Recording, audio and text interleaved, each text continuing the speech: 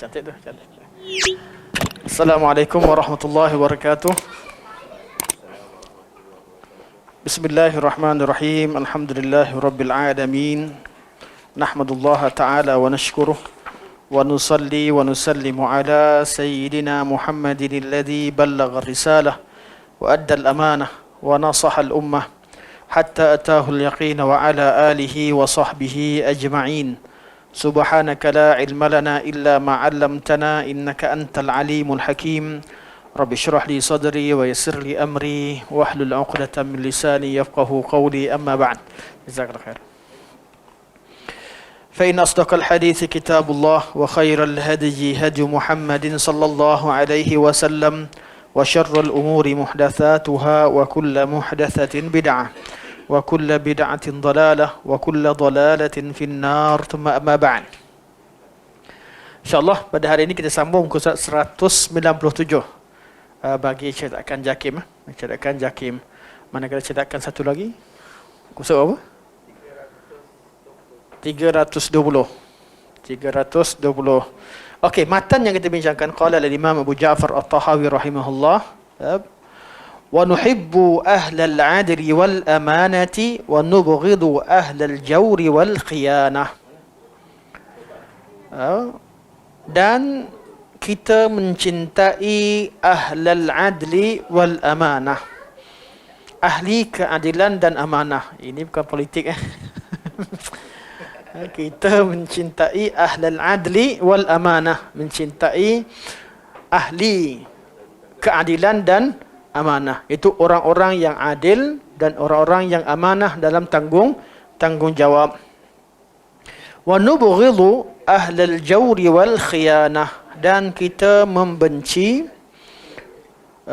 ahli kezaliman wal khiyanah, dan khianat, yang zalim dalam tindakannya, khianat dalam tanggungjawab. Kita cintai orang yang adil dalam tindakannya dan amanah dalam tanggungjawab. Okey, ini kalam al-Imam Abu Ja'far At-Tahawi rahimahullah setelah beliau membincangkan berkaitan dengan kita mengikuti sunnah dan menjauhi perpecahan. Selepas kita kenal sunnah, kita juga perlu mencintai ahli sunnah dan orang-orang yang bersama dengan kita. Kita cinta sunnah, orang lain pun sama-sama cinta dengan sunnah. Jadi sesama pencinta sunnah ini perlu berkasih sayang antara satu sama lain. Itu maksud Syekh. Kita cinta sunnah, kita tidak menyukai perpecahan dalam agama. Jadi ada orang sama macam kita, cintakan sunnah Nabi SAW, tak nak agama yang satu ini dipecah-pecahkan. Kita tak nak sunnah Nabi itu dipelbagaikan di luar konteks ajaran Islam. Manakala sunnah Nabi yang pelbagai itu kekal sedia ada. Bukan sunnah Nabi cuma satu, artinya hanya jumud dengan satu, tidak. Sunnah Nabi SAW boleh jadi pelbagai dalam satu bab.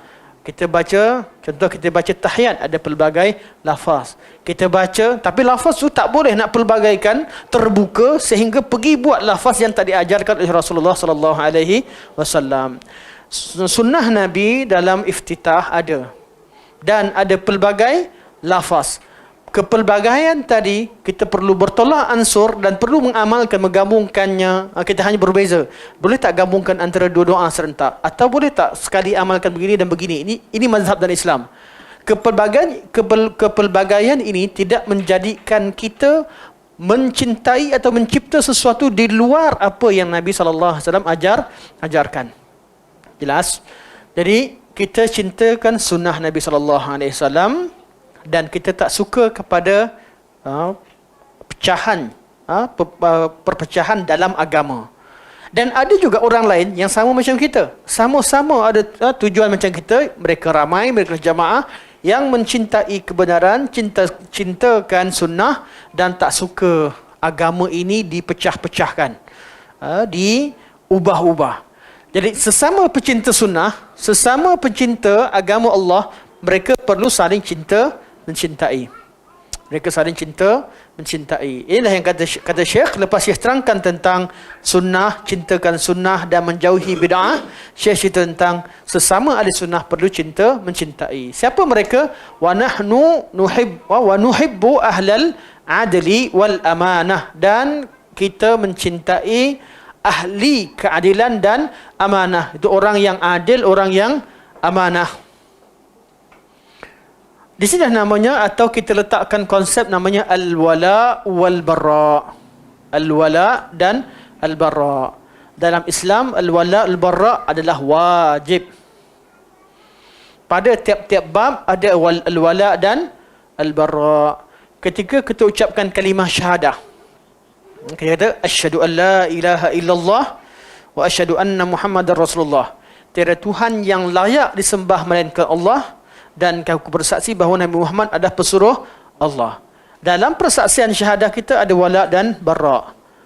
Bila cerita tentang Allah, kita mesti menafikan Tuhan yang lain. Islam dia tak terima pluralisme, tak terima kepelbagaian. Dia nak cerita tentang Allah, hanya Allah yang layak disembah, yang lain tak layak. Tak macam agama lain. Agama lain mereka tidak ada, mereka kerana mereka sendiri, Tuhan mereka sendiri, mereka belum yakin dengan sebenarnya, mereka boleh terima Tuhan-Tuhan yang lain untuk menyatakan kepelbagaian dan kebersamaan. Islam tidak. Islam cerita tentang Allah, hanya Allah yang layak disembah, wala kita hanya pada Allah, dan kita benci kepada sembahan terhadap selain Allah Subhanahu wa taala, syirik.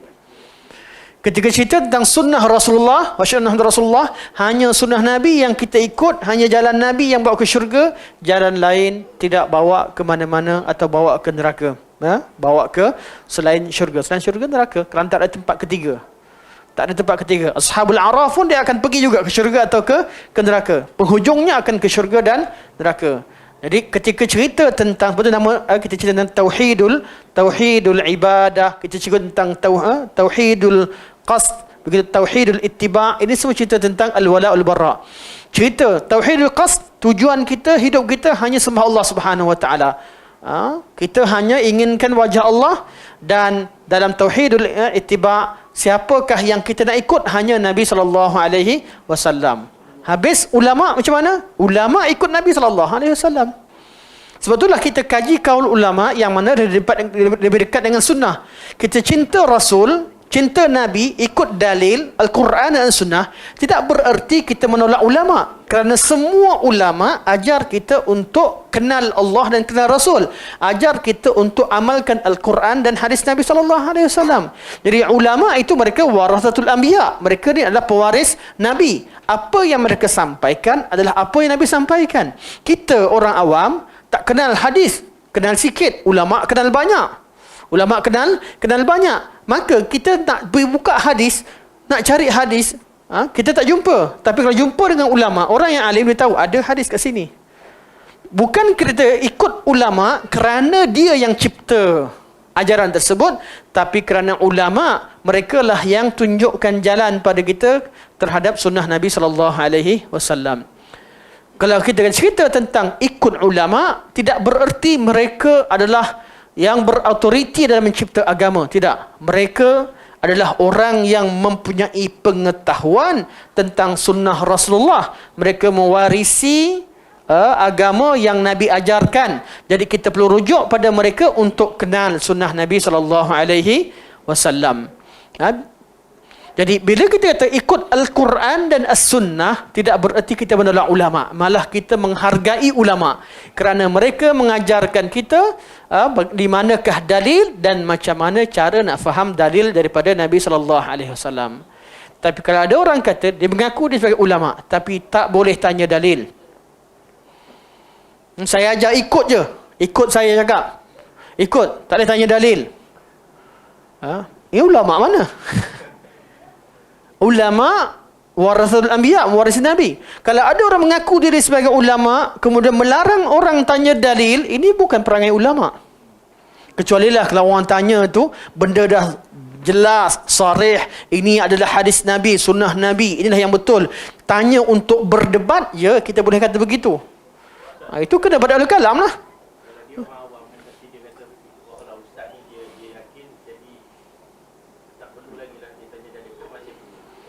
Dia betul. Orang awam, kalau orang awam terlalu awam, dia nak tanya dalil pun tak mampu. Dia ikut. Dia dimaafkan dengan kadar kedhaifan yang ada pada dia ketika itu. Tetapi tidak bererti itu adalah manhaj dia. Bukan bererti itu manhaj. Manhaj orang awam, ikut jangan tanya. Tak.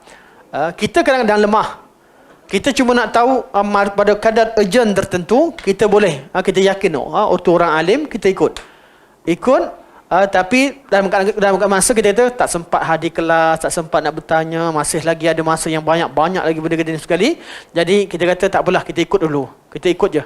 Kita yakin dia orang yang alim, dia takkan bawa kesesatan pada kita. Boleh tidak? Boleh.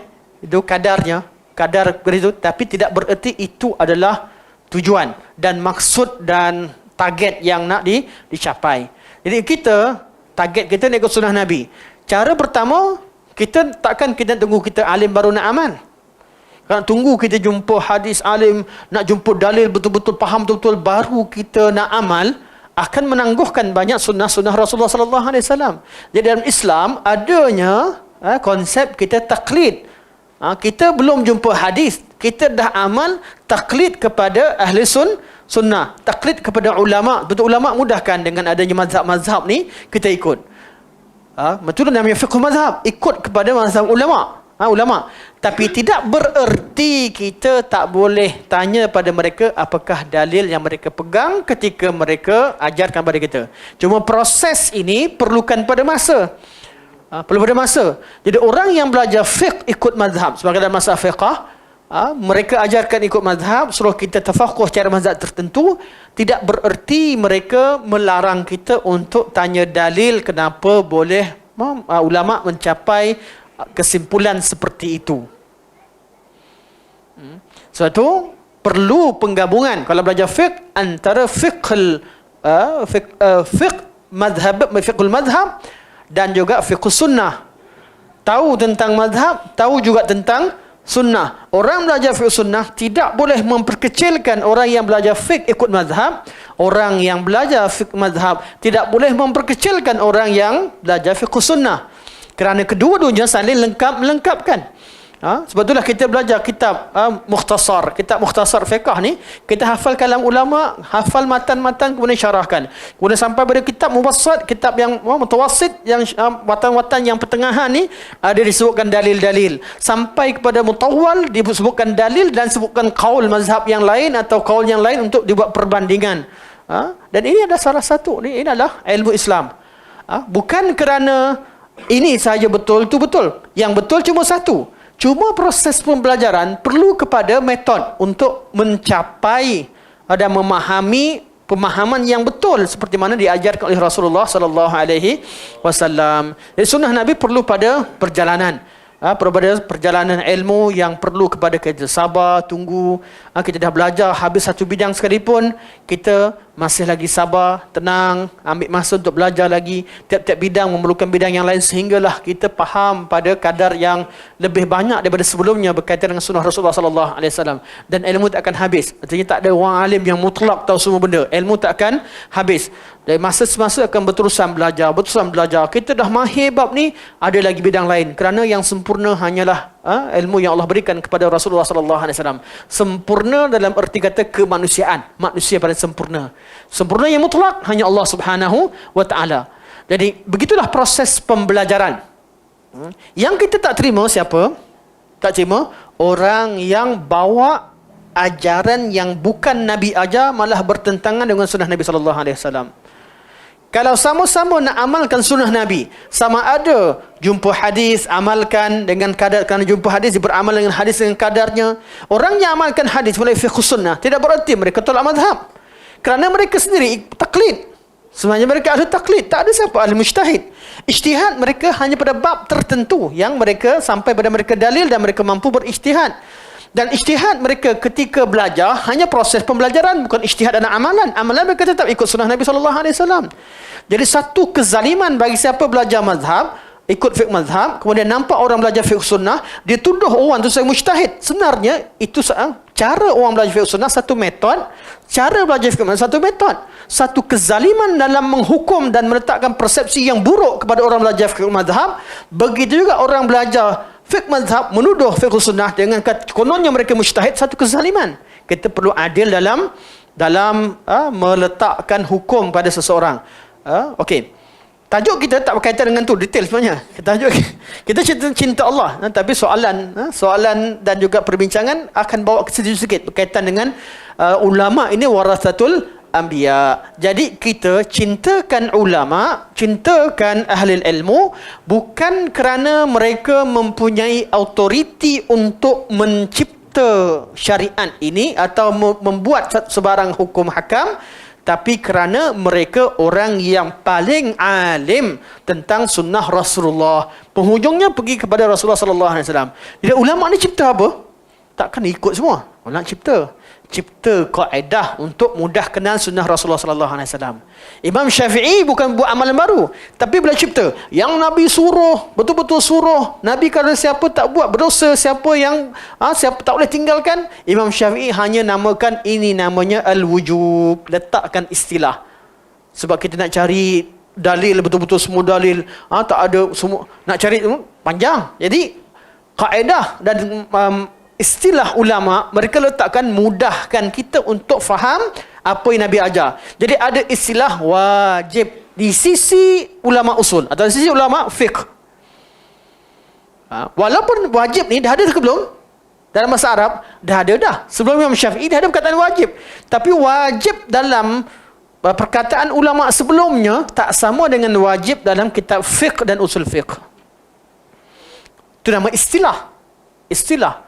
Sebab itulah ulama bila jumpa hadis berkata ghuslul jum'ati wajibun ala kulli muhtalim, mandi hari Jumaat, Nabi kata mandi hari Jumaat wajib ke atas semua orang yang dah baligh. Kata Imam Syafi'i yang cipta istilah wujub tadi, beliau kata hukumnya sunat. Adakah beliau lawan hadis? Tak. Hadis Nabi cerita tentang bahasa, wajib sisi bahasa. Tapi ketika usul dalam istilah usul fiqh atau istilah fiqh, wajib adalah istilah ilmu. Jadi kita faham hadis Nabi wajibun alakal muhtalim, kata Imam Syafi'i hukumnya sunat. Kerana perkataan Nabi bercakap ketika itu bercakap dengan bahasa orang Arab. Sebab itu kita kena kategorikan lafaz tu dalam bab apa yang kita bincangkan. Kena jelas. Kalau sebut solat di sisi bahasa ke solat di sisi syarak? Tengok pada konteks. Ketika Allah kata wa aqimus salah dan dirikanlah salah. Salat mana? Tuntutan syarak ke tuntutan bahasa? Tuntutan syarak. Tak boleh diterjemahkan dengan bahasa. Kalau ikut syarak apa dia? Salat yang Nabi kata sallu kama raaitumuni usalli. Salat macam mana kamu lihat aku salat. Okey, jadi salatnya apa? Salat yang Nabi ajarlah, yang bermula daripada takbir berakhir dengan salam. Jangan pula terjemahkan solat ketika nas yang kata aqimus solah dengan solat bahasa. Jadi batiniah lah. Sama-sama belajar tafsir, tapi disyarahkan solat artinya doa. Doa artinya harap. Lama-lama solat dengan niat. Betul juga. Dia bukan tak hadir kelas. Dia hadir kelas, tapi cikgu dia ajar, ustaz dia ajar solat di sisi bahasa. Sedangkan konteks di situ, dalam konteks ayat, Allah inginkan solat di sisi syarak. Jadi ulama boleh tahu bezakan kat mana lafaz ini lafaz dari segi syar'an ataupun lafaz dari segi lughatan, syar'an, istilahan. Sama juga istilah bid'ah. Istilah bid'ah, ketika Nabi SAW larang orang buat bid'ah dan Nabi ancam dengan neraka dari kesesatan, bid'ah itu bid'ah syarak ke bid'ah bahasa? Bid'ah syarak, bahasa tak ada kaitan. Bahasa ni semua benda baru nama bid'ah. Tapi bid'ah syarak tak boleh terjemahkan kalam Nabi dalam urusan syarak dibawa kepada bahasa. Ini satu kezaliman. Nabi hukumkan bab bahasa, bab benda baru bahasa. Memanglah setiap hari akan ada benda baru. Daripada zaman Nabi sampai sekarang, benda tak ada zaman Nabi berapa banyak. Takkan Nabi ancam, Nabi nak tinggalkan umat ni berada dengan jumud tetap, pakai unta macam Nabi, tak boleh buat rumah selain macam zaman Nabi SAW, mesti duduk kat padang pasir. Tak ada satu otak manusia pun yang fikir begitu. Tapi Nabi larang, fi amrina hadha, dalam urusan kami, urusan yang Nabi diutuskan untuknya. Nabi diutuskan untuk mengajarkan agama kepada umat ini. Jadi kita tahu, bid'ah yang Nabi ancam, yang Nabi larang, cerita berkaitan dengan hukum syarak, bukan di sisi bahasa. Sisi bahasa banyak benda baru yang berlaku, perubahan akan terus berlaku. Jadi kita akan temukan orang yang tak boleh bezakan antara istilah dari sisi syarak, dari sisi bahasa, dan istilah satu perkataan menurut istilah ilmu tertentu. Jadi kalau kita bincangkan tentang bahasa, bid'ah artinya perkara yang baru. Perkara yang baru. Kalau bincangkan secara syarak, bid'ah adalah urusan-urusan agama yang diciptakan luar daripada yang diajarkan oleh Nabi sallallahu alaihi wasallam. Kalau dicipta urusan-urusan agama untuk memahamkan sunnah Nabi, salah tak salah? Tak. Cipta istilah untuk mudah faham, tak ubah. Dia tak ubah. Tak ubah satu perkara. Cipta istilah ataupun cipta alat untuk memahamkan, untuk memudahkan dan untuk mengiyakan apa yang Nabi ajar, tak salah. Dengan apa? Dengan cipta pen.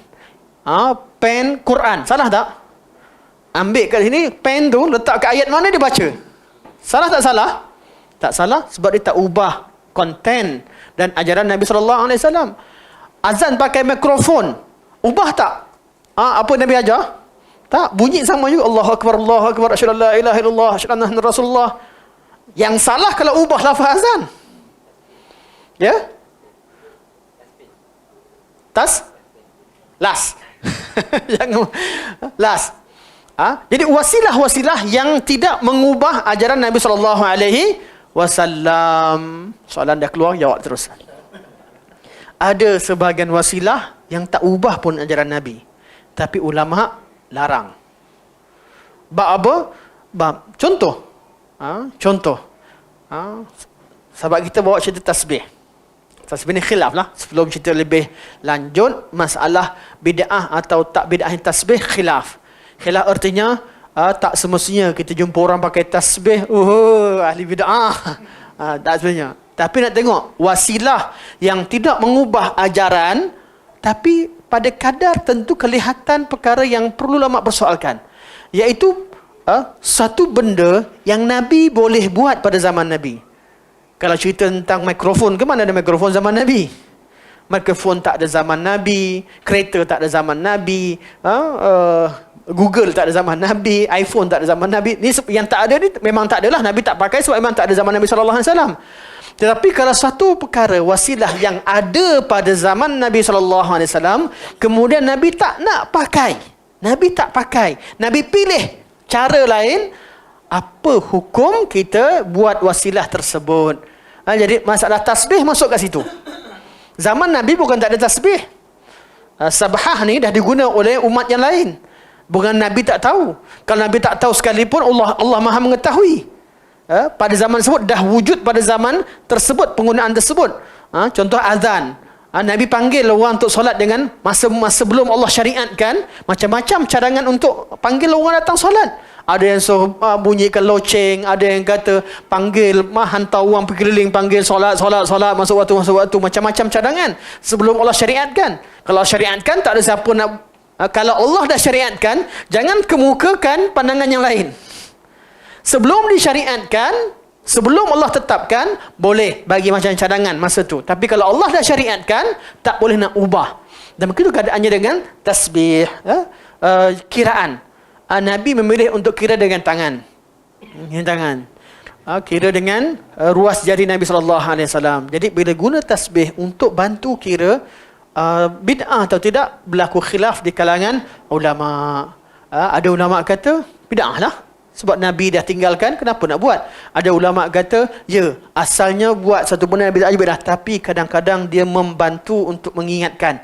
Orang dah penat sangat. Dia dah orang tua, orang yang Dia nak kira-kira, saya tak jumpa 200. Dia nak kira-kira tak jumpa. Dia kata, bolehlah, bagilah alat untuk membantu. Iaitu dengan tasbih tekan ke sebagainya. Itu pandangan ulama'. Jadi kalau mampu kira dengan jari, itu lebih afdal. Dan sabah khilaf. Tasbih khilaf, ada perbincangan di kalangan ulama'. Ana cenderung kepada orang yang mampu tak payahlah. Alhamdulillah, ana ada banyak tasbih. Terutama tahun 1 pergi ke Madinah, ramai orang kirim tasbih. Masa tu kita bid'ah ni tak ada sangat. Kan? Pergi pun dah buat bid'ah banyak dah. sebelum pergi belajar. Bila orang kirim, memang tunaikan saja. Inilah hadiahnya. Hadiah dah ada tasbih dalam tu, dah ada minyak wangi sebagainya. Kita bagi hadiah pada orang. Lepas tu bangkang lagi. Sini cakap, Syekh, kenapa yang tak bagi tasbih? Yang tak bagilah zikir pagi petang ke sekali. Apa salahnya? Degil tahun 1. Jadi adalah orang dapat hadiah semua kali. Jadi bila tahun kedua dah tengok perbincangan, patutlah abang tu cakap macam tu. Kita ni selalu hidup kita ni kadang-kadang, kalau kita, sebab tu jangan bangkang sangat. Malu, simpan sikit kita punya kejahilan tu. Kan? Dengan cara apa? Jangan terlalu ke depan sangat dalam bab yang kita belum yakin 100%. Kan? Ke depan sangat, takut kita nak reverse balik susah. Takut reverse susah. Jadi bila dah kaji, belajar, bincang-bincang, rupanya ada perbincangan. Buka kita usul, memang ada rupanya. Patutlah abang tu tegur macam tu. Kita dah terima kasih kerana dia perkenalkan kita, fahamkan kita. Jadi bab tasbih berlaku khilaf, tapi lebih afdal, tak syak lagi, kiralah dengan cara yang Nabi SAW ajar. Adakah menyusahkan untuk sebahagian pada orang yang memang tak mampu langsung, otak dia memang lupa 100%? Bolehlah kot. Kan? Memang tak boleh. Kalau kira pakai tangan, confirm tak boleh. Tapi kalau sekat keliru kejap-kejap sebab lupa, sebab tak bagi perhatian macam kita ni, kita lupa bukan sebab otak kita tak mampu, tapi sebab kita leka. Jadi fokuslah sikit. Kira tu tujuan untuk fokus. Masa zikir tu fokus. Kira 33, 33 atau 34. Fokus ke, kita mampu lagi. Maka pakailah tangan. Kalau zikrullah bukan sahaja dengan mulut, bukan sahaja dengan tangan, kita perlu fokus. Itu juga salah satu daripada sunnah Nabi SAW. Jadi amalkan bila kita zikrullah yang Nabi suruh kira tu, fokus betul-betul, bagi masa untuk zikir tersebut. Manakala zikir yang mutlak, kata, Ustaz, tapi kalau nak 1000, siapa suruh kira sama 1000? Mana ada sunnah kira sama 1000? Ada ke zikir apa yang Nabi ajar suruh kira sama 1000? Dia masalah pada golongan sufiyah tertentu, dia cikgu dia kata kena 25,000. Dia orang ni memang tak boleh pakai tangan, pening kepala dia. Dia kata, itu guru awak, guru kami tak ajar macam tu. Sebab Nabi tak ajar macam tu. Yang banyak, lebih daripada kadar yang Nabi takyidkan, itu adalah zikir yang mutlak. Nak baca 10,000, 20,000 ke semua sekali, nak buat jadual sendiri ke semua sekali, terpulang. Tetapi jangan bila kerana anda nak kira sampai pada 1000 jadual anda sendiri, kemudian anda mensunatkan, mensyariatkan keperluan khas anda kepada orang lain. Jadi kalau orang kata, tiba-tiba nampak saya pegang tasbih. Lama saya buat pakai tasbih. Ustaz, kenapa Ustaz? Ana bukan nak tasbih, sebab ana nak hafal Quran. Ana nak hafal dah biasa dah. Kalau hafal sampai 40 tu biasa ingat contoh kan. Tekan. Boleh ke tidak? Wasilah. Tak apalah. Atau tasbih. Tam. Ana tengah kira berapa orang customer yang masuk. Duduk kat kedai kan. Macam pramugari. Lalu jalan kat ni, dia kira. Berzikir ke apa? Bukan zikir. Walaupun dia pegang tasbih tu. Dia pegang tasbih. Dia kira customer berapa orang yang penumpang dah naik. Kenapa dia zikir? Rupanya dia kira. Jadi kalau kira apa sekali pun, itu cara, wasilah. Tapi kalau cerita bab agama, kita kena ikut Nabi SAW 100%. Bisa tu kan? Setengah pihak dia harapkan selain daripada bid'ah, dia kata tercampur dengan agama lain kerana dia baca penulisan tu. Betul? Tapi contohlah, kalau untuk sahabat itu tasbih dia pula kan? Ya saya. Kan tasbih kita. Kalau di kita tu masih kira tercampur sebab bentuk dia lain. Cuma kaedah kira-kira tu. Adakah tak boleh? Kalau macam tu sempuang ke apa semua tak boleh pakai Ya, ruang ijtihad, tasyabuh dalam ibadah, bukan tasyabuh dalam wasilah. Orang agama lain kalau sempua ke apa ke tu memang nak kira. Kalau dalam bab ibadah, cerita mereka tasyabuh dalam ibadah. Selain daripada kita katakan wasilah tu ada pada zaman Nabi, dia juga adalah tasyabuh dengan agama lain. Tu nak cerita tadi. Ada agama lain dah guna pakai. Malah gambar tasbih, sebahan ni dah ada cerita, dah ada diceritakan balik, dah dipakai hatta dalam sejarah agama lain. Anda pernah baca lah macam mana orang dulu dia kira. Suatu Ummu Salamah letakkan biji kurma, kira sebagainya. Ini kisah perbincangan yang panjang khas untuk bab tasbih. Detailnya rujuk kitab, anda tak ingat semua. Detailnya kena rujuk kitab. Kalau cerita semua takut salah. Betul, nak cerita umum je. Ada cerita umum. Ada setengah bab tu kita tak hafal semua. Kita nampak fikrah umum, tahu pendirian tertentu, ambil. Tapi kalau kata orang kata nak debat pasal tasbih, kena buka balik kitab tu. Sama juga macam kita isu hadis jariah contoh. Kita tahu semua hari. Bila orang kata nak debat, bukalah balik. Bukan tak ada keputusan ulama. Sama juga bab lain. Tiap-tiap bab kita perlu baca sehingga kita yakin tahu yang mana hak, yang mana batil, hafal dengan kadarnya. Kalau tak mampu, kita letak. Itu fungsinya ada kitab kat rumah. Bukan kitab tu buat tayang. Tak pernah buka, tak tahu isi. Tapi ada kitab tu kita tahu dah. Kita ada kitab tentang tasbih, ada kitab tentang bid'ah, ada kitab tentang semua. Kita dah baca, dah tahu ni sendiri. Tapi kalau orang tanya dalil, kita tak hafal semua. Otak kita ni kan ada limitnya nak hafal sebab kita tak banyak, tak kuat hafalan. Jadi ada tempat rujuk. Ada orang beli kitab semata-mata untuk tayang. Salah lah. Ada orang kitab sebagai kitab rujukan. Jadi dia dah tahu, dia dah baca, dah faham, tetapi sebahagian pada fakta tu dia lupa. Dia perlu kepada takyid, dia perlu catat, letak satu tempat. Kebanyakan orang macam ni. Jadi kitab tu kena ada dalam library dia. Kena beli. Dan wajib beli dengan okey, jazakallah. Tak wajib lah beli dengan siapa, tak wajib. Allahu Akbar. Cuma jelah kita, sahabat kita, bila kenapa kita anak galakkan kahwin pula. Galakkan beli dengan kawan-kawan kita yang ni kerana apa? Kebanyakan mereka berikan masa mereka, tenaga mereka untuk sebarkan sunnah Nabi sallallahu alaihi wasallam. Sama kita bantulah, bantu sesama, sama kita bantu, dan dengan kadar yang kita mampu. Nak bagi duit kita pun sama-sama juga. Sama-sama juga, taklah terlalu mampu. Jadi sesama kita, kawan-kawan kita berniaga, kawan-kawan kita dan semua sekali, mana support satu sama lain dengan kadar tertentu. Jangan pula jadi utama. Kan? Kalau kawan bagi benda tak berkualiti, kita pun tak ambil juga. Kerana perniagaan perlu juga pada, kita tengok pada kualitinya. Tapi ada kadar tertentu untuk kita dahulukan. Untuk kita dahulukan yang mana lebih baik. Dan itu terutamanya orang-orang yang sama-sama mempunyai misi dan visi yang sama dalam agama. Okey, balik pada teks. Okey, syarah. Syarah terhadap kalam Syekh. Syekh kata wa nuhibbu ahlal adri wal amanah. Kita cinta kepada ahli keadilan dan amanah, wa nubghidu ahlal jawri wal khiyanah, dan kita membenci ahli kezaliman dan khianah. Syarah ini termasuk dalam kesempurnaan iman dan ubudiyah.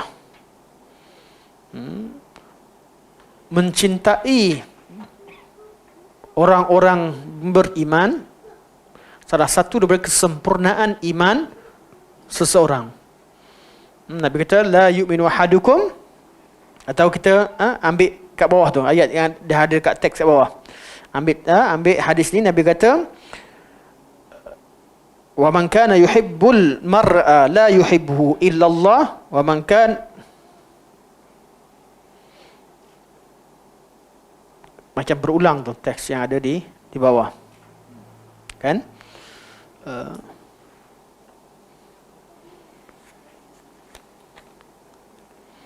Berulang. Teks itu ada yang berulang. Kita saya ambil yang kita akan syarahkan. Kita nak betulkan, syarahkan. Tapi hadis Nabi sallallahu alaihi wasallam, Nabi kata la yu'minu ahadukum hatta yuhibba li akhihi ma yuhibbu li nafsihi. Salah satu daripada hadis Nabi, tidak beriman salah seorang sekalian sehingga dia mencintai untuk saudaranya sebagaimana dia inginkan perkara tersebut untuk dirinya. Jadi ini antara kesempurnaan iman. Sebab Nabi kata tidak beriman, iaitu tidak sempurna iman salah seorang kalian sehingga dia mencintai untuk saudaranya apa yang dicintai untuk dirinya sendiri. Jadi mencintai saudaranya yang beriman dengan al-mahabbah fillah merupakan kesempurnaan iman. Sebab Nabi kata tidak sempurna iman salah seorang daripada kalian. Okey. Baru kata Syekh, wa hadha min kamalil imani wa tamamil ubudiyah. Dan ini mencintai ahli iman, ahli al-adl, ahli al-amanah, ahli al-adl wal amanah, ini salah satu dari kesempurnaan iman. Jadi iman kita sempurna. Sempurna artinya bukan tak ada iman. Tidak beriman artinya bukan bila Nabi kata la yuhibbu ahadukum, dia membawa pada penafsiran berdasarkan kepada kedudukan hadis tersebut. Kalau cerita tentang la yu'minu ahadukum hatta yuhibba li akhihi ma yuhibbu li nafsihi, tidak beriman, apa artinya? Tidak sempurna iman. Tidak sempurna iman. Kalau hadis yang lain Nabi kata la yu'minu ahadukum hatta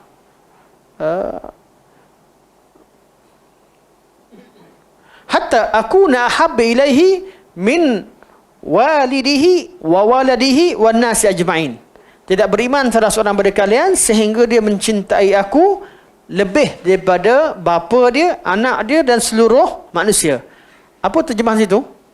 Tidak apa? Tidak beriman. Sama tak level dia? Sama tak level kita mencintai saudara Muslim, kebaikan untuk dia, sebagaimana kita cinta diri kita, dengan mencintai Nabi SAW. Terjemahan tu kena tengok. Ya, untuk cinta saudara tak sempurna iman. Tapi kalau untuk cinta Nabi, tak sempurna iman yang wajib. Kerana dia tak sempurna, tidak la yuhibbu ahadukum tu kadang-kadang bawa kepada cerita tentang tak sempurna iman, kadang-kadang tak cukup benda yang wajib. Artinya berdosa. Ada iman tapi masih berdosa. Dan ada kata la yu'minu, bila kata tak beriman langsung, artinya memang terkeluar dari Islam. Yang tu syarat sahhatul iman. Di penafian iman tu perlu rujuk kepada bab-bab. Kita perlu tengok rujuk pada ulama. Tak semestinya la yuhibbu ahadukum mesti confirm tak sempurna, tidak. Tapi dalam bab cinta sesama Muslim, mencintai kebaikan untuk seorang Muslim sebagaimana dia mencintai untuk orang lain, ini bab kesempurnaan iman, iaitu iman yang kamalil iman, iaitu kesempurnaan iman, sunat. Sunat artinya apa? Kalaulah kita ada kopi sedap, ada dua kita beli, satu yang sedap, satu kurang sedap.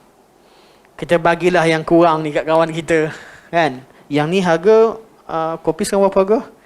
18. Yang ni harga RM3.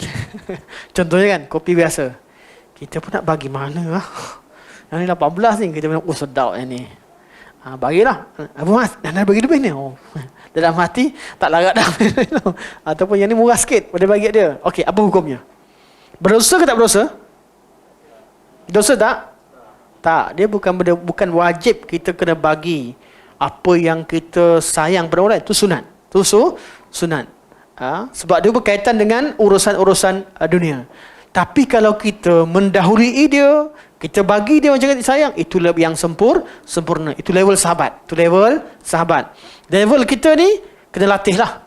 Setengah bab boleh, setengah bab aku nak juga, kan? Nak bagi ni, anak aku nak juga. Nak bagi orang, isteri aku nak juga. Kadang-kadang sifat begitu wujud. Target tu ada, tapi kita perlu pada mujahadah. Kita tak boleh kata haram kau bagi aku yang ni. Kau minum yang harga 18, aku minum harga RM3. Dia cakap, kita orang tengah cakap, dapat tu okey lah, aku tak dapat langsung ni. Syukurlah. Orang kaya, dia ada duit banyak, dia bagi belanja kita sikit, syukur tak? Syukur. Mana boleh nak kaya kena bagi semua orang sama, tak? Tapi dalam bab tertentu bolehlah. Betul, tengok pada konteks, tengok pada keadaan. Tapi bab agama tak boleh. Untuk Nabi, cinta Rasul adalah wajib. Mendahului cinta Nabi mendahului Nabi ke atas orang lain adalah perkara yang wajib. Dia tak boleh.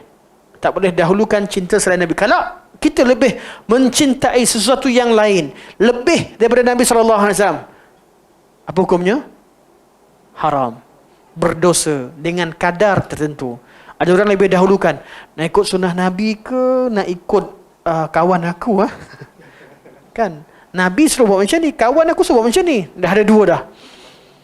Lebih jaga member lebih bagus daripada jaga kawan. Nak ikut masyarakat aku ke nak ikut sunnah Nabi? Dia mula. Kalau ikut Nabi, sekarang kena ban. Kan? Tak kena panggil lagi lah. Kalau ceramah pula kena kena ban lah. Kena gam. Atau kena semua ni. Yang ni nak, masa ni kita perlukan kepada pilih. Bab ni bab apa? Ni bab agama ni. Ni bukan bab cerita tentang pilihan. Kalau bab pilihan boleh pilih. Bab tak ada pilihan, pilihlah sunnah Nabi SAW. Bila bab yang mana tak ada pilihan, pilihlah redha Allah. Pilihlah cinta Allah, cinta Rasul yang tiada pilihan. Tapi dalam bab Nabi, bab Nabi tak wajibkan. Nabi suka makan bahagian paha. Kita pula kan, orang kata, bang, bagi kepak bang, kepak. Kita wajib makan paha. Tak boleh lah. Bab tu pun Nabi tak wajibkan. Kita kena tahu bab mana bab yang wajib, yang mana bab yang Nabi mencintai, mana agama, apa maksud cinta Rasul yang wajib tersebut. Itu perlu pada kita belajar lebih detail berkaitan sunnah Nabi SAW. Jadi bab mendahulukan cinta Allah dan cinta mendahului Allah dan Rasul, mendahulukan Allah dan Rasul dalam cinta tu bab yang iman wajib.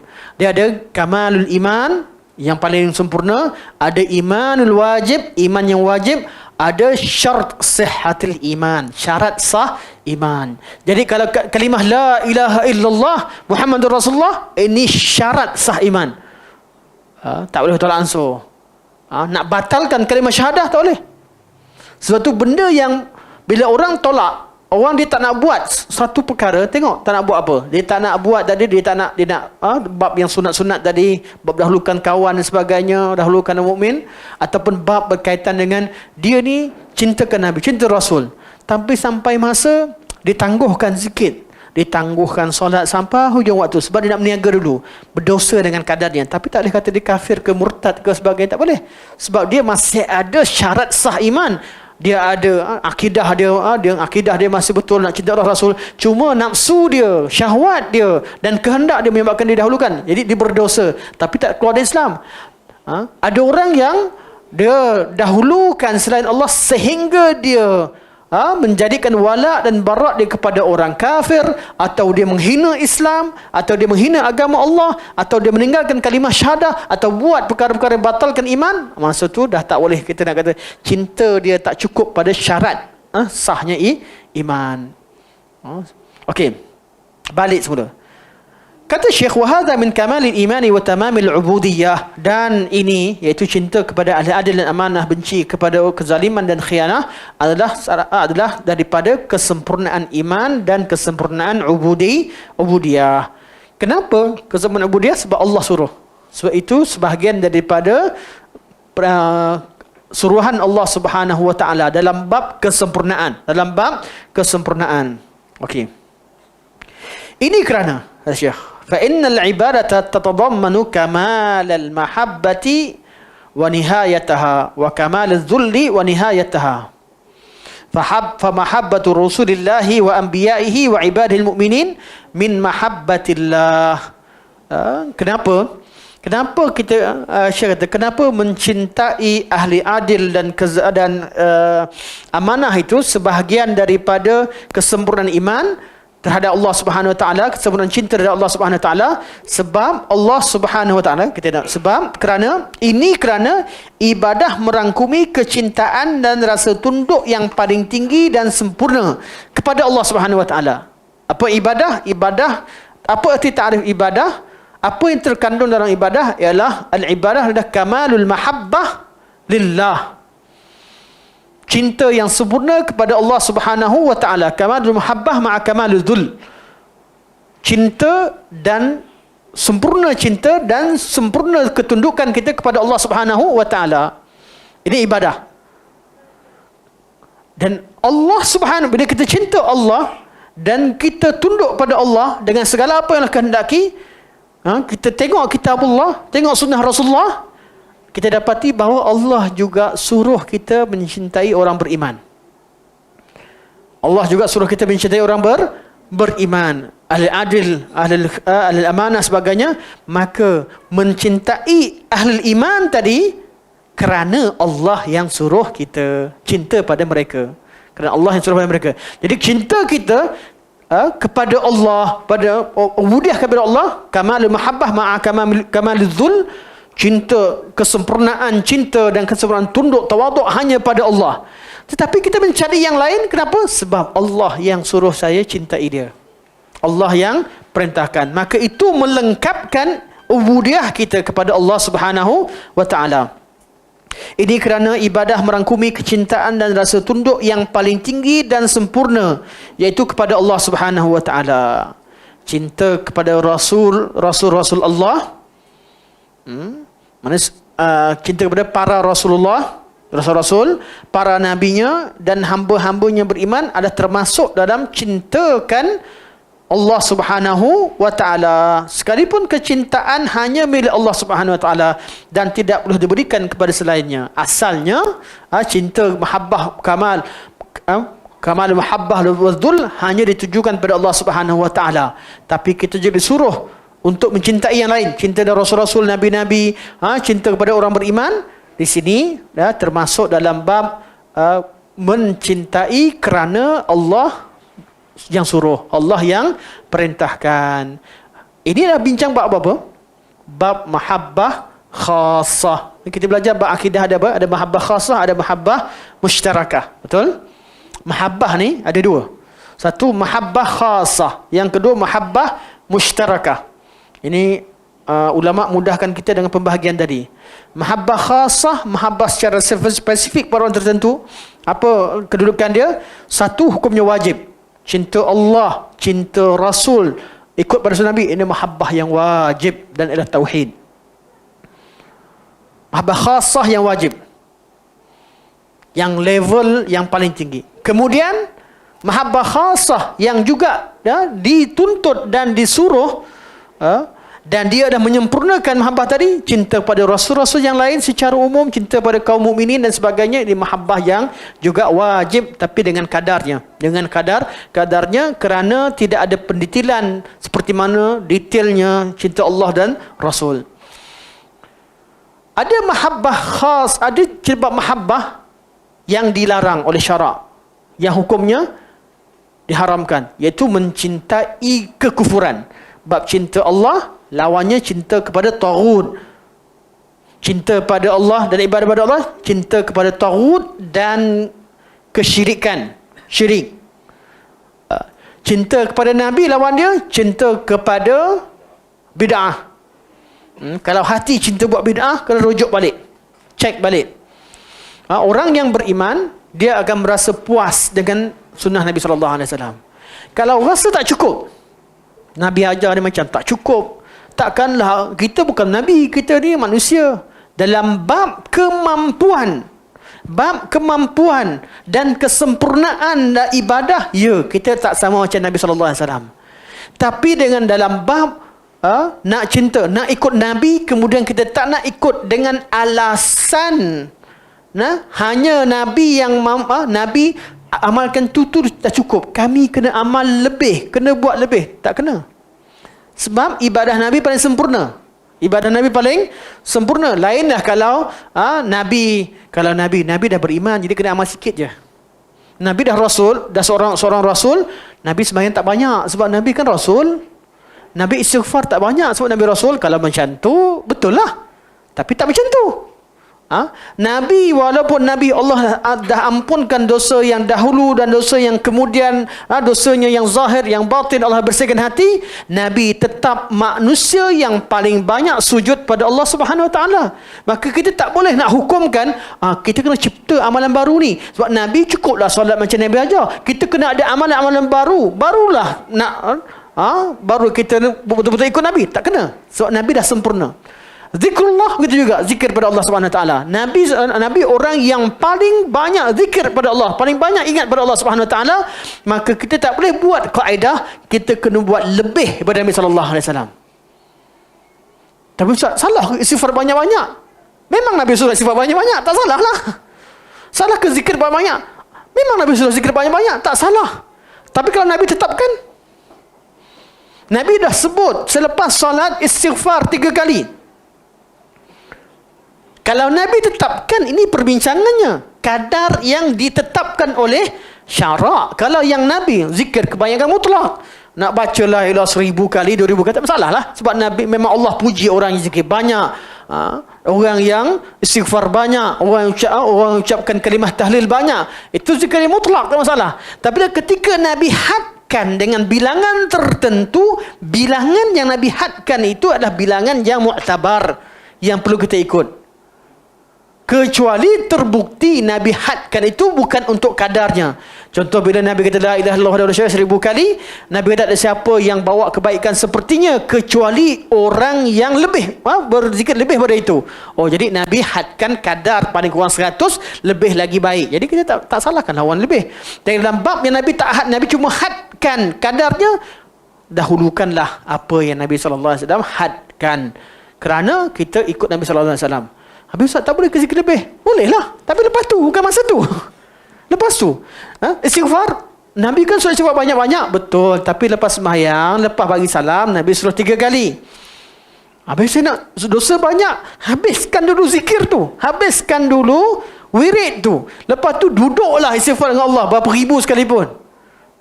Waktu ni Allah perintahkan ini.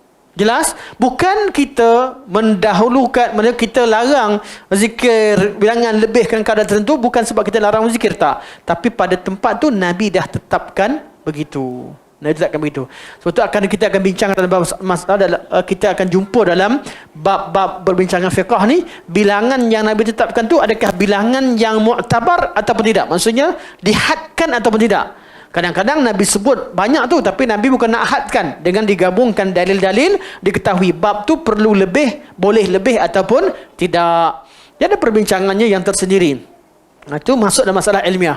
Masalah ilmiah. Artinya kalau orang tak tahu, dia lepas solat, dia zikir banyak-banyak dengan spontan, dia tahu tak terfikir, baru dia ingat, tak apalah, tak kata dia berdosa. Tapi kalau dia sedar, dia kena tahu.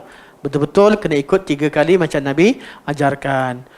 Sama juga, lepas pada solat, Nabi SAW ajarkan kita baca ayat kursi. Ikut. Jangan tambah. Tak tambah, Ustaz. Haram ke Quran. Bukan sebab haram Quran, tapi sebab Nabi tak buat. Nak baca Quran, baru tu baca. Berapa panjang sekalipun. Selepas solat, Nabi ajar, Nabi tak sebut Fatihah.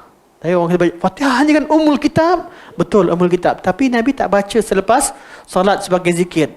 Baca, inilah yang paling utama. Baca masa solat, baca masa kosong, tadabbur, faham betul. Tapi lepas solat, Nabi tak baca. Tak sabit. Jadi hormatilah sunnah Nabi SAW dengan kita lewatkan baca tempat lain. Tempat Nabi baca, kita baca. Tempat Nabi SAW tak baca, kita tak baca. Tempat yang bebas, yang kosong, kita buatlah amal ibadah apa yang kita mampu. Ikut pada kesesuaian dan juga kemampuan kita. Okey, jadi kita mahabbah ada 2. Satu mahabbah khasah. Yang kedua mahabbah mushtarakah. Mushtarakah tu cinta yang boleh berkongsi. Yang cinta boleh adanya perkongsian. Mahabbah mushtarakah.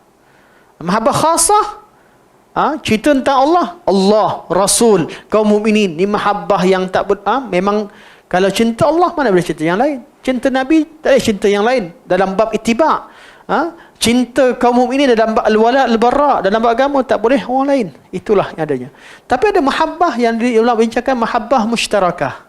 Mahabbah yang boleh jadi berkongsi. Contohnya apa? Contoh mahabbah rahmah.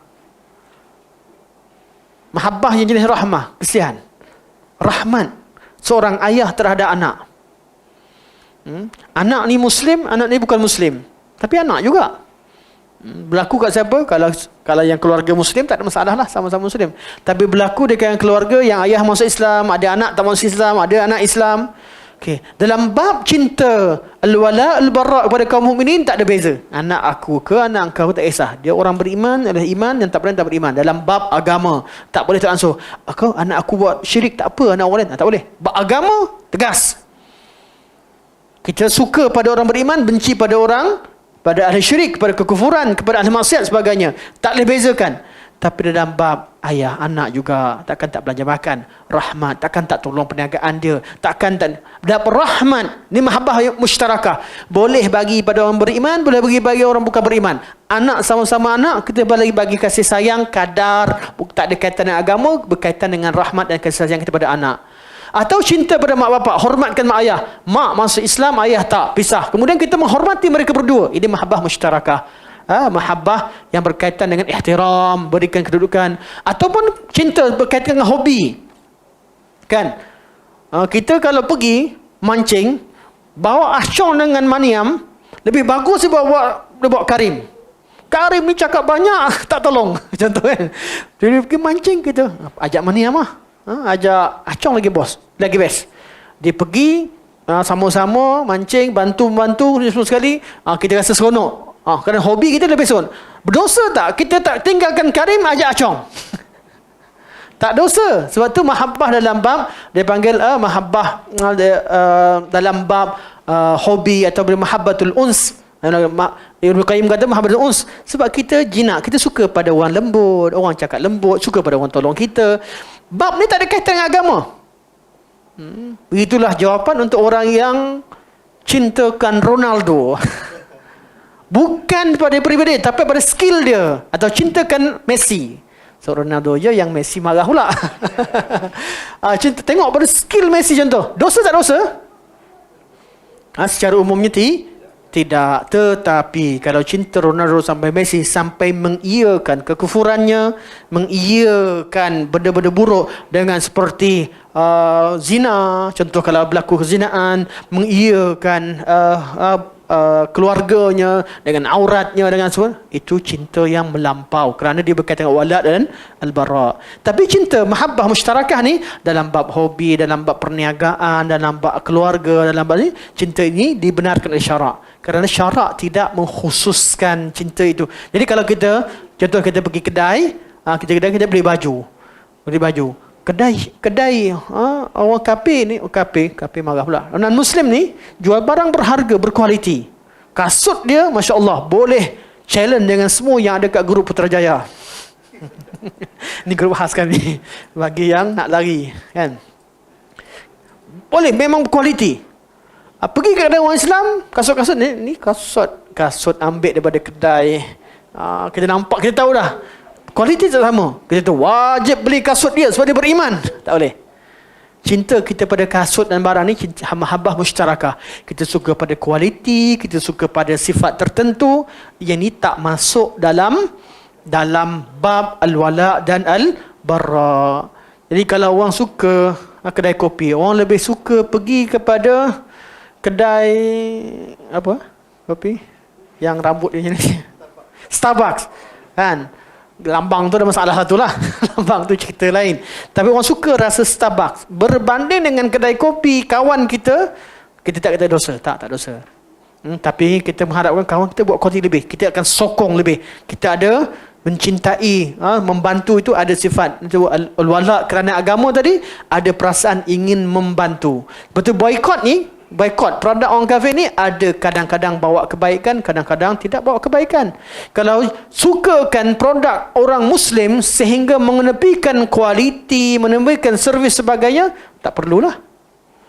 Takkan kita nak sokong perniagaan yang tak ada kualiti, tak menghormati orang, customer sebagainya, kerana dia seorang Muslim kemudian kita tinggalkan. Jadi bab ni, kerana bab ini Islam galakkan kita bersaing.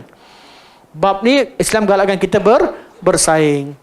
Tapi kalau bab kualiti sama ataupun kurang sikit yang kadar kita boleh terima dan sebagainya, bertolak ansur lah untuk bantu orang Islam kadar tertentu. Pada kadar tertentu, betul nak jaga kadar tertentu. Bab-bab yang mahabbah mushtarakah ni dibincang ulama, kita boleh tengok pada maslahah, tengok pada keadaan. InsyaAllah kita akan bincangkan, sambung semula berkaitan dengan bab mahabbah. Kita akan bincang sebanyak pembagian ulama terhadap mahabbah fillah dan mahabbah ma'allah. Satu haram, satu digalakkan dalam syarak. Mahabbah fillah sunat, malah wajib pada kadarnya, pada tempatnya, dan mahabbah fillah dan mahabbah ma'allah syirik. Mahabbah ma'allah syirik kita akan bincangkan pada pertemuan akan datang insya-Allah. Kalau nak terlupa tolong ingatkan. Dan Syekh dah sebut tapi takut kita akan bincang secara detail berkaitan dengan pembahagian mahabbah, istilah mahabbah ma'allah dengan mahabbah fillah. Dan juga kita boleh mahabbah lillah dan sebagainya yang ulama sebut, kita akan bincangkan pada pertemuan akan datang. Kita ulang balik apa yang disebutkan pada hari ini insya-Allah sekali imbas, kemudian kita masuk pada bab mahabbah fillah dan mahabbah ma'allah pada pertemuan akan datang insya-Allah. Buka pada soalan kalau ada soalan insya-Allah. Tak apa, kita ambil 9.45 kita stop insya-Allah. Kalau silakan. Saya nak tanya tadi macam Ustaz cakap kan, kalau kita menyokong perniagaan, saya. boleh dikatakan tak terlibat dengan agama kan. Macam contohnya baru-baru ni ada isu yang naik balik pasal Arkom tu, kat sebelah saya Umoja tak. Ya. Macam mana kalau kita support perniagaan macam tu tapi kita suka pada kualiti-kualiti barang dia, adakah kita menyokong kepada. Terima kasih. Ada bab kita kata perniagaan ni kita pentingkan kualiti. Dan tidak wala al-bara ni berlaku pada bab agama. Tetapi dikecualikan, inilah boikot yang perlu. Kadang-kadang orang kafir menggunakan kualiti dia, menggunakan barang ada dia memancing kekuatan umat, melemahkan umat Islam melalui perkara tadi. Kalau pada suatu keadaan berlaku betul, memang pembelian kita menyebabkan kekufuran yang tersebar atau pembelian menyebabkan bid'ah yang tersebar, masa tu kita wajib boikot. Puncanya kita. Satu Dr. Yusuf Qardawi pernah bagian fatwa haram membeli barang-barang produk daripada seperti tak saya McD ke KFC ke saya tak ingatlah mana, kerana membantu satu peluru Israel pada pandangan beliau ketika itu. Tapi ulama lain rad bukan kerana fikrah tu, bukan kerana fikrah memberi idea pada memberi bantuan pada Israel. Ulama rad kata fatwa tersebut tidak menyelesaikan masalah. Sebab apa? Produk yang disebutkan oleh beliau adalah produk-produk yang dah di branch, dia punya jaringan dia di negara-negara Islam yang diperlu boikot dimiliki orang Islam. Contoh, KFC di Saudi, owner dia siapa? Orang Saudi, orang Islam. KFC, McDonald di Saudi, di Malaysia, siapa owner dia? Orang Islam. Dia produk yang memang main dia kat sana, tapi yang terjejas, lebih banyak terjejas siapa? Orang Islam. Ni kalau boikot, ni ulama, kita nak fahamkan fikrah ulama. Betul, semua setuju nak boikot produk yang boleh menyebabkan orang kafir itu menguasai orang Islam. Tetapi kalau boikot contoh, boikot KFC contoh. KFC kat Malaysia ni siapa kuasai? Orang Islam. Itulah perniagaan Islam yang besar yang ni. Jadi kalau kita boikot KFC dalam konteks di Malaysia, kita menjatuhkan perniagaan orang Islam milik Jacob Jacob lah apa? Jacob. Milik memang syarikat Islam yang banyak bagi bantuan pada orang dan sebagainya, berbanding dengan produk lain. Jadi untuk konteks ini di Malaysia, kita nampak ada perniagaan yang lain yang lebih patut kita boikot berbanding dengan KFC dan McD. Bagi contoh, McD sekarang orang Islam dah beli, contoh kan. Jadi bab fatwa ni perlu pada ijtihad, perlu tengok. Jadi menolak fatwa tidak bererti kita menghina Syekh Yusuf Qardawi atau menidakkan pemikiran dia, tetapi dalam bab tertentu tidak sesuai dipraktikkan pada setengah keadaan, setengah tempat. Berkaitan dengan boikot produk-produk Ikhwan Global ataupun Al-Arqam sebagainya, kita dapati memang sebahagian daripada pembelian itu menjadi penyebab pada penyebaran, terutama di tempat-tempat tertentu. Tetapi dia tetap lebih baik kalau sekiranya produk itu tak ada tempat lain.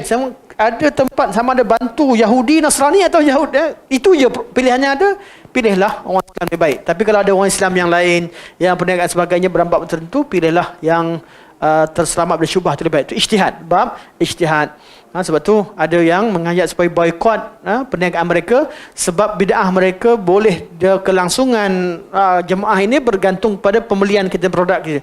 Jadi tujuan kita bukan kerana memboikot mereka seorang Muslim, tapi kerana ingin mematikan sumber pendapatan yang menyebabkan bid'ah mereka disebarkan. Sebab itulah first kali kerajaanlah yang perlu mengharamkan secara orang yang ajaran sesat. Kemudian dia lebih memudahkan kita. Sebab itu buat boikot ni kebanyakan ulama kata rujuk kepada kerajaan setempat.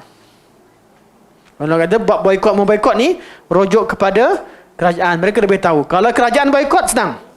Macam Saudi buat dulu, Saudi negara Teluk buat. Bila Denmark hina Nabi SAW, kita sibuk boikot barang produk satu persatu. Kerajaan yang di sana menyenaraikan produk yang kami ambil dari Denmark. Pada hari ini kita stop. Kerajaan yang stopkan, tak bagi lesen terus. Kita ada produk satu-satu, kedai mini, kedai satu, kempen. Kalau kerajaan yang buat senang. Kerajaan tahu dari mana pun. Dia sekat terus. Kemudian produk-produk Denmark, saya ingat di Sultanah, saya pergi di Sultanah, tiba-tiba depan tu dia bagi percuma. Kita seronok ambil susu. Percuma. Sebab apa? Sebab produk Denmark dia tak buang, boikot, tapi bagi percuma. Dan mereka takkan import lagi barang daripada Denmark. Masa tu baru goyang. Betul, buat boikot ni paling layak untuk letakkan boikot kerajaan lah. Itu yang mana kalau kita boleh fahamkan pihak tertentu, negara yang hina Islam, syarikat yang hina Islam dan sebagainya, yang paling awal yang patut bertindak adalah kerajaan sendiri, kerana ia lebih memberi kesan. Bila kerajaan boikot, satu tindakan kerajaan mengatasi kempen kita yang begitu banyak. Allahu taala a'lam. Subhanakallah wa hamdika asyhadu an la ilaha illa anta astaghfiruka wa atubu ilaik. Wa sallallahu ala sayyidina Muhammad wa ala alihi wa sahbihi wa baraka wa sallam. Alhamdulillahirabbil alamin. Assalamualaikum warahmatullahi wabarakatuh.